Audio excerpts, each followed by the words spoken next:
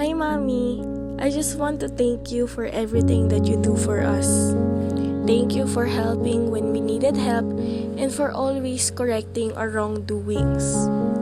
You've always been there for me, not just as a mom, but also as a best friend. Your support means everything to me, especially during the tough times. I wanted you to know that I am far beyond grateful to have you in my life. I love you.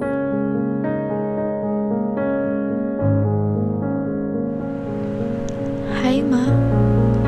Gusto ko lang sabihin na salamat. Salamat sa lahat ng sakripisyo, pangunawa at pag-aalaga sa amin.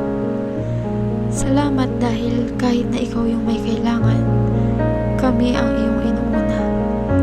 Salamat sa pagiging matatag noong ikaw ay nahihirapan at walang nakakaalam. At noong ikaw ay may karamdaman na nilalabanan.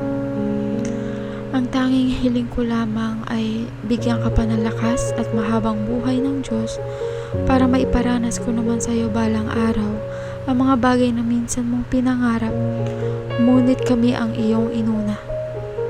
Salamat, Ma, at lagi mong tatandaan na mahal kita.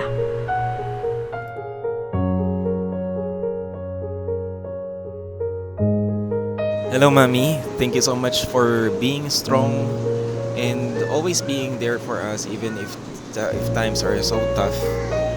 And also, thank you for being the provider. Thank you for not giving up on us and always giving us the best. Kahit na we are lacking resources, pero patuloy kang nangangarap para sa amin. We cannot thank you enough.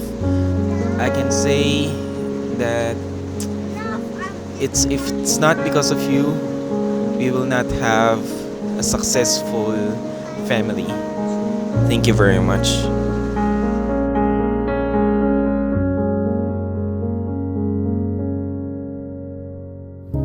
Happy Mother's Day, Ma. Marami pong salamat sa lahat ng taon, buwan, araw, oras, segundo, bawat pagkakataon na pinanindigan, tinayuan, at ginawa niyo po ang lahat para maging isang mabuting ina. Maraming salamat po for being so strong, especially in times na struggle, challenging, and we know na mahirap mag-isa to stand firm for the family, but you did it. Thank you so much, Ma. We just pray and declare good health and all the best, especially peace of mind, genuine joy and happiness. All the best for you. Happy Mother's Day, Ma.